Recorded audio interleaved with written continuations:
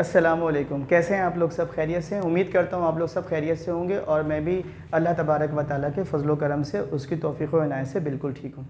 आज हम second year chemistry में जो फर्स्ट चैप्टर नंबर 1 है, केमिस्ट्री ऑफ रिप्रेजेंटेटिव एलिमेंट्स, इसमें पी ब्लॉक एलिमेंट्स के जो रिएक्शंस हैं ग्रुप वाइज, उसकी तीसरी जो लेसन है या तीसरा जो लेक्चर है वो करने जा रहे हैं।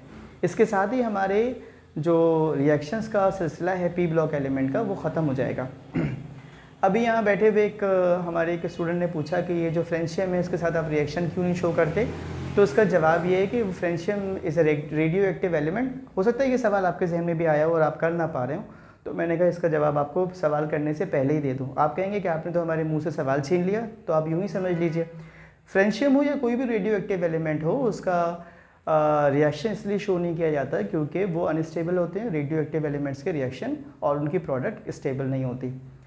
और एक फरमाइशी प्रोग्राम और भी है, किसी ने कहा कि वो शेर सुना दे मेरी आंखों में देखो, तो वो मैं सुना देता हूँ। काफ़ी पहले सुनाया था। भुला दो रंज की बातों में क्या है, इधर देखो मेरी आंखों में क्या है। आज हम क्या करते हैं, केमिस्ट्री ऑफ रिप्रेजेंटेटिव एलिमेंट्स यानी फर्स्ट चैप्टर के कुछ रिएक्शंस करते हैं, ठीक है। इन द मीन टाइम आपको ये भी बता दूं कल से, क्योंकि अब आपकी फ़िज़िक्स की जो बुक है, सेकेंड ईयर फ़िज़िक्स की नई किताब मार्केट में आ चुकी है जिसमें कुल 14 चैप्टर्स हैं, और मैं इंशाअल्लाहुल अज़ीज़ कल किताब मेरे हाथ में होगी। वैसे तो किताब अब मार्केट में आ ही गई है और उसकी PDF जो है व्हाट्सएप पर घूम रही है, तो मैं कोशिश करूँगा कि उसके लेक्चर्स आपके लिए थोड़े थोड़े करके अपलोड करूँ ताकि आप लोग फ़िज़िक्स भी पढ़ना शुरू कर दें। Chemistry second year chapter number 1 chemistry of representative elements यानी पी ब्लॉक एलिमेंट्स की अगर मैं आपसे ऐसी डेफिनेशन पूछूं कि ये बताइए कि रिप्रेजेंटेटिव एलिमेंट्स कौन से एलिमेंट्स होते हैं, तो आप कहीं लिख लें। MCQ से भी सवाल आता है कि what do you mean by representative elements, तो इसका जवाब ये है कि S block elements and P block elements are collectively known as representative elements. यानी S ब्लॉक एलिमेंट्स हों या P ब्लॉक एलिमेंट्स हों, इन दोनों को मिलाकर भी हम बोलते हैं रिप्रेजेंटेटिव एलिमेंट्स। या बाल्फाज दीगर आप यूँ कहें कि elements of group 1A, 2A, 3A, 4A, 5A, 6A, 7A and 8A are collectively known as representative elements. S block element हो और P ब्लॉक एलिमेंट्स हो, इन दोनों को मिलाकर हम बोलते हैं रिप्रेजेंटेटिव एलिमेंट्स। D ब्लॉक और F ब्लॉक एलिमेंट्स को हम बोलते हैं ट्रांजिशन एलिमेंट्स। उसका चैप्टर अगला है, यानी चैप्टर नंबर 2 है।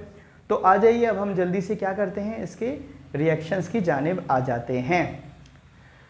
अच्छा जी, second year chemistry chapter number 1 reactions of P block elements part 3। इसमें हम सबसे पहले पढ़ने जा रहे हैं पी ब्लॉक एलिमेंट्स का रिएक्शन नाइट्रोजन के साथ। तो बोरोन थर्ड ग्रुप से ताल्लुक़ रखते हैं 3A, जब नाइट्रोजन से रिएक्शन करता है तो बनता है बोरोन नाइट्राइड। एल्यूमिनियम भी 3A से है, नाइट्रोजन से रिएक्शन करके बनाता है एल्यूमिनियम नाइट्राइड। कार्बन 4A से है, नाइट्रोजन से रिएक्शन करवा के बनाता है कार्बन का नाइट्राइड। और सिलिकॉन 4A में है, सिलिकॉन भी नाइट्रोजन के साथ रिएक्शन करता है बिल्कुल कार्बन के पैटर्न पर। जैसे कार्बन ने बनाया था C3N4, तो सिलिकॉन भी बनाता है C3N4। फॉस्फोरस नाइट्रोजन के साथ रिएक्शन करता है और बनाता है P3N5। क्लोरीन 7A ग्रुप का है, रिएक्शन करता है नाइट्रोजन के साथ और बनाता है नाइट्रोजन क्लोराइड NCl3। ठीक, अब करते हैं number 3, reaction with hydrogen. Silicon का रिएक्शन हाइड्रोजन के साथ होता है तो बनता है सिलिकॉन हाइड्राइड यानी SiH4। नाइट्रोजन का रिएक्शन होता है तो बनती है अमोनिया हेबर प्रोसेस से, रिवर्सिबल रिएक्शन है। सल्फर से रिएक्शन होता है तो बनता है हाइड्रोजन सल्फाइड। क्लोरीन से रिएक्शन होता है तो बनता है हाइड्रोजन क्लोराइड। अब हाइड्रोजन ब्रोमाइड भी, हाइड्रोजन फ्लोराइड भी सब इसी पैटर्न से बनेंगे। उम्मीद करता हूँ आज के रिएक्शंस आपको अच्छे से समझ में आए होंगे और आप इसकी अच्छी सी राइटिंग में अपने रजिस्टर में इसको नोट करेंगे। अपना बहुत ज़्यादा ख्याल रखेंगे। गुस्सा आता है, प्यार आता है, गैर के घर से यार आता है। अल्लाह हाफ़िज़।